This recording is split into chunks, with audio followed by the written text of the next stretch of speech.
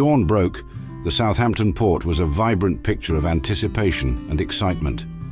RMS Titanic, the largest and most luxurious ship of its era, stood proudly, ready for its maiden voyage. People from all walks of life, from aristocracy to immigrants, gathered in droves, ready for their Atlantic crossing. Captain Edward John Smith observed the scene from the bridge. His white captain's coat fluttered in the breeze, while his experienced eye surveyed every corner of the ship. Smith, a sea veteran, knew this journey would be the pinnacle of his career. Though inner turmoil buzzed within him due to the ship's size and novelty, he was the embodiment of calm and authority for his crew and passengers. As the last passengers boarded, Captain Smith conversed with his officers. They checked everything from the engines to the navigational routes. All was ready. As the last rope was released and the Titanic began to glide out of the port, the gathered crowd waved and shouted farewells. The sounds of the orchestra reached him, playing melodies that promised a joyous journey. The Titanic slowly sailed off, and Captain Smith felt the familiar jolt under his feet, the signal that the journey had begun. He watched as the coast receded, aware of the weight of responsibility he carried. His ship, the Unsinkable Titanic, was a marvel of modern technology, a symbol of human achievement. Smith was proud yet cautious. Night fell over the ocean, and stars began to appear in the sky, shining over the calm sea. In the grand decorated restaurant on board, passengers were entertained with music and dance. After the party, the couples in love enjoyed romance on the deck of the ship. Not expecting anything bad, peace and quiet were felt. Captain Smith, standing alone on the deck, watched the horizon. It was a scene of peace and majesty, but deep in his soul, he felt an inexplicable anxiety. Despite this, he resolutely headed to his cabin, ready for the night that marked the beginning of his last, greatest voyage. The white line of the horizon became increasingly blurred as the Titanic approached the cold waters of the North Atlantic. The fourth day of the voyage brought a change in atmosphere. The sky was clear, but the sea became unpredictable, and the air was imbued with icy coldness that penetrated to the core. Captain Edward John Smith, feeling restless, headed to the deck. He walked quietly, observing the stars that seemed sharper in the cold night. His mind was filled with stories of icebergs that roamed these waters, threatening ships like his. Although his officers were confident in the safety of their route, Smith couldn't suppress a feeling of concern.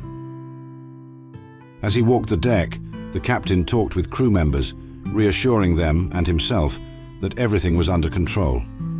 In his heart, however, uncertainty smoldered, and then, suddenly, breaking the silence of the night, came the lookout's cry. "Iceberg, right ahead." In a second, Captain Smith was on the bridge, where officers had already gathered. A glance at the front of the ship revealed the dark silhouette of an iceberg, dangerously close. He ordered an urgent maneuver to avoid collision, but the Titanic's massive size and speed made every movement slow and uncertain. The captain held his breath as the ship began to turn, but it was too late.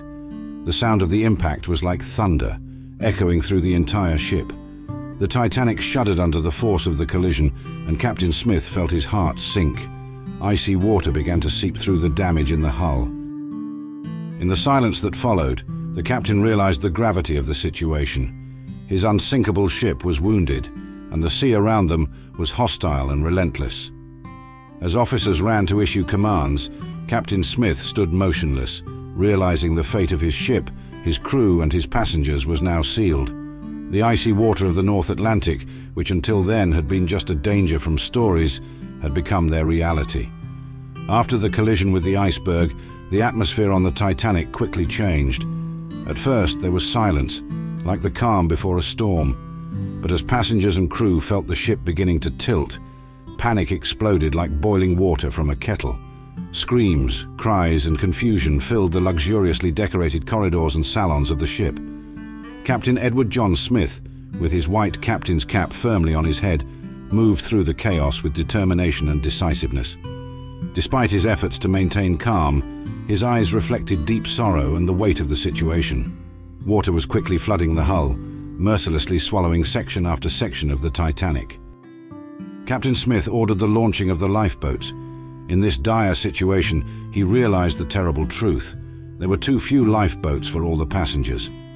He watched as the first boats were lowered, filled with women and children, while men remained on the ship, facing an inevitable fate. The scene on the deck was like a picture from the worst nightmare. People pushed and shouted, trying to find their loved ones and a way to salvation. Some, overwhelmed by despair, jumped into the icy water, screaming from shock and coldness.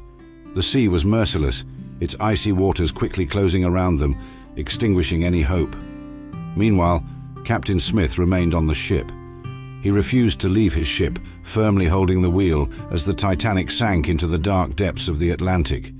It was an act of utmost commitment and bravery, as the ship that was his pride now became his grave.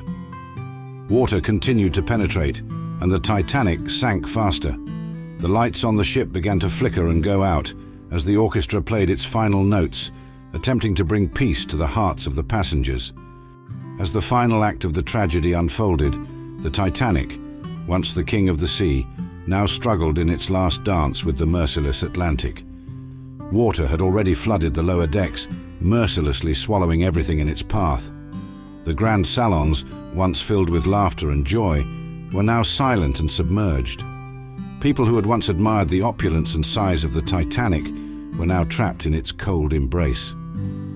Surrounded by icy water, Captain Smith witnessed the Titanic, now tilted at a terrible angle, slowly sinking into the depths. The last passengers on the deck screamed and pleaded, while some jumped into the icy sea, hoping for a miracle. But for most, there was no escape. As the ship continued to sink, Captain Smith remained motionless, like a rock in a storm, a symbol of dedication and duty to the very end. In the final moments, as the sea covered the command bridge, the captain closed his eyes, accepting the cold, deadly embrace of the ocean. In that dark and icy silence, the Titanic finally disappeared beneath the surface, taking with it Captain Smith and hundreds of souls who were on board. Their death was not just the end of a journey, but also a tragic reminder of human vulnerability and the relentlessness of nature. As the night slowly faded, the remnants of the cold, merciless night left traces on the faces of the survivors who floated in the lifeboats. The sky gradually opened, revealing the first rays of morning breaking through the darkness. The horizon, covered with morning light, offered a glimmer of hope amidst an ocean of sorrow.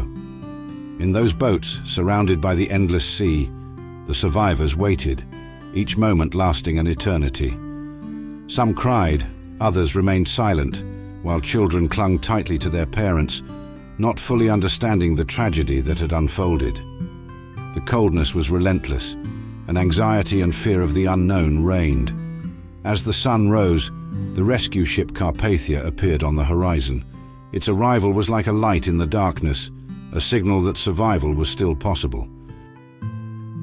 When the survivors were pulled aboard the Carpathia, the scenes were heart-wrenching. Many had lost loved ones, friends, family members. Some just sat in silence, staring into the distance, while others shared their stories of loss and heroism in the final moments of the Titanic. Their eyes were empty from shock, their bodies exhausted and chilled, but an unquenchable pain remained in their hearts. The news of the sinking of the Titanic spread quickly after Carpathia's arrival in New York. Although the survivors were saved, their gazes, lost in the distance, reflected deep sorrow and loss. The tragedy of the Titanic was not just the end of a journey, but also a poignant story of human strength, weakness, and an indomitable spirit that continues to live in the memories of those who survived.